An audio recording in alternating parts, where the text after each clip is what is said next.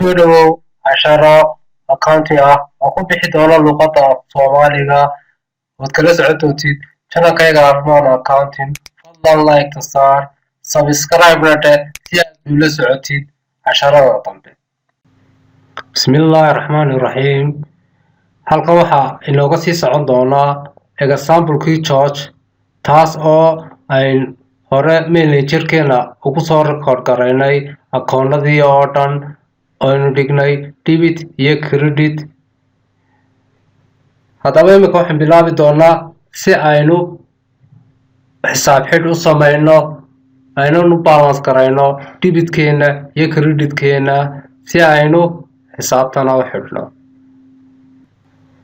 Si haddaba aynu u bilowno waa in aynu dhinac kastaba si toosa isku geynaa dhinaca kalena aynu isku geynaa kabacdi dhinaca badan aynu ka jarnaa dhinaca yar si aynu markaa ugu balance garayno differenceska labada inooga soo dhex baxa ugu balance garayn lahayn dhinaca yar si ay isku leekaadaan labada dhinac.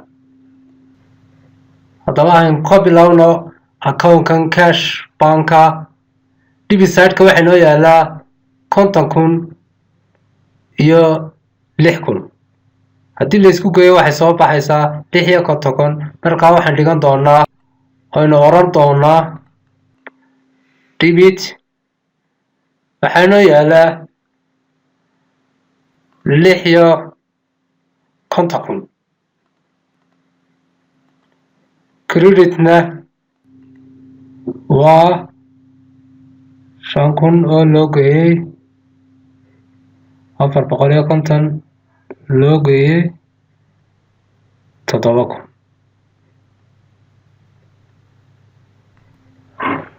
oo ah 12,450.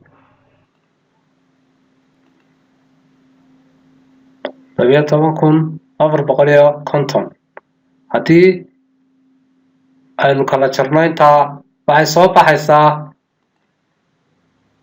balance-ka oo noqonaya 43,550. balance-ka inoo soo baxay waxaan ku balance garayn doonaa dhinaca credit-ka si aynu u leekaysino dhinaceena debit-ka oo ka badan iminka si ay isku leekaadaan debit-ka iyo credit-keenu waa xisaabtu si fiican inagu xidhanto. haddaba aynu nimaadno manager-keenii xisaab xidhkan aynu doonaynaa inaan xisaab xidh samayno waxa weeyaan example-kii George aynu hore usoo aragnay 2 week ka hor xisaabtii dhacday ayaa imika la doonaya in la xidho. 2 week waxay ka kooban yihiin marka la isku geeyo 7 cisho iyo 7 cisho 14 cisho. markaa waxaan xisaab xidhkeena aan date uga dhigaynaa amba taariikh aynu uga dhigaynaa 14-kii bishii afraad 2009. balance carry forward keenuna uu noqday 43,550 waan iskugu balance garaynay labada dhinac sida iskugu mid noqdaan. imika debit-keena iyo credit-keenu way isleegyihiin labada dhinacba way isku balance garaysan yihiin. waxaan bilaabi doonaa dhinac kastaba sidaynu isku geyno oo balance-yada si ay isku mid noqdaan. debit side-ka haddaynu isku geyno credit-kana isku geyno mid kastaba wuxuu inoo soo bixi doonaa 56,000. dhinaca kalena sidaas leeg waa 56,000 way isku keen leegyihiin balance-kuna saasuu xisaabtuna ku xidhanta. imika halkaa waxaa inagu dhammaaday xisaab xidhkii cash at banka 2 wiige ugu dambeeyey aynu soo shaqaynay.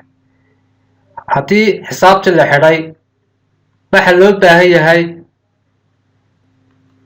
14 April waxaa ka dambeeya xisaabta wixii lagu furi lahaa, taas oo ay baanka weli lacag inoo taalo. waxaan sameynaynaa haddaba waxa xisaab balance-kii lagu xidhay xisaabta close balance-keeni ayaa xisaabta u noqonaya opening balance. xilli xisaabeedkeena ku xiga 14 April oo noqonaya 15 April. waxaynu oran doonaa haddaba inagoo closing balance-geenii hore lagu soo wareejinayo opposite side-ka, isagoo markii hore inoo yaalay credit side-ka lagu soo wareejin doono debit side-ka siduu inagu noqdo opening balance. 15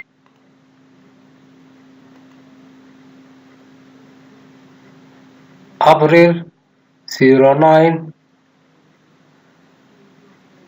balance book forward oo noqonaya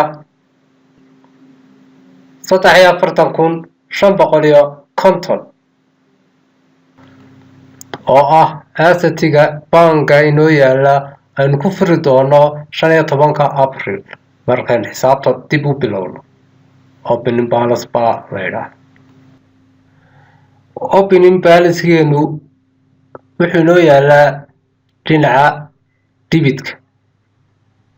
taasi waxay ku caddaynaysaa in aad lacag weli bankiga kugu taalo. laakiin maxaa dhacaya haddii creditka ku taalo dhinaca creditka? hadday lacagtaas kuu ooli lahayd waxay kugu noqon lahayd liability, ama dayn ayaad ku jirta amba lagugu leeyahay.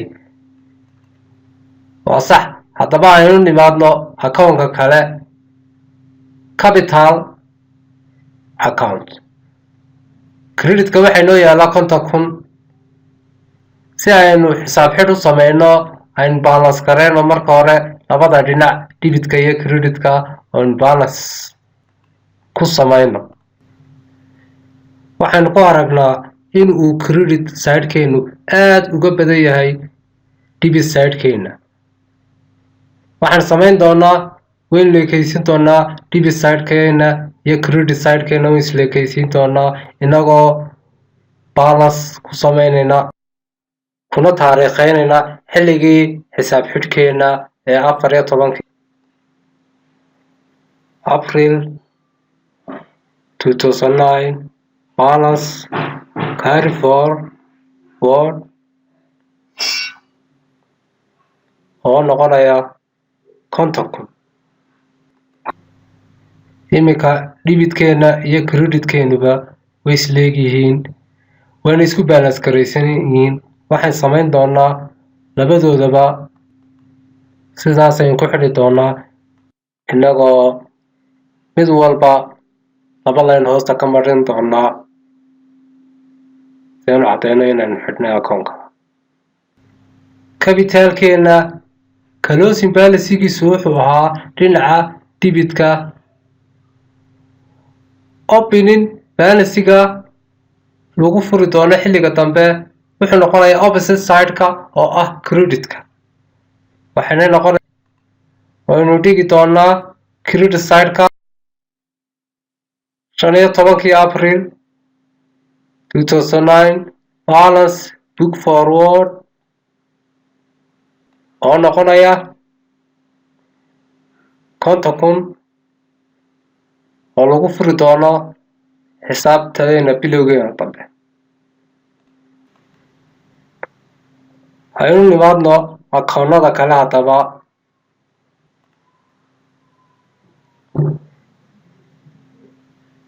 purchase account. purchase-ka 14 April 2009 closing balance ba lagu sameeyey oo lagu close gareeyey 12,000. 15 April 2009 opening balance-giisu wuxuu ahaa 12,000. payable-ka isagana haddaynu xidhno 14 April 2009 closing balance-giisu wuxuu ahaa 7,000. 15 April 2009 opening balancegiisu wuxuu noqonayay 7,000. payableku wuxuu ka kordhaa credit sideka. opening balancegeenuna waa 7,000 oo credit sideka ah. markaa taasi waxay noo caddaynaysaa in weli deyn laynagu leeyahay oo deyni jiro. akoonka kale ee ku xiga haddii aynu u tagno waa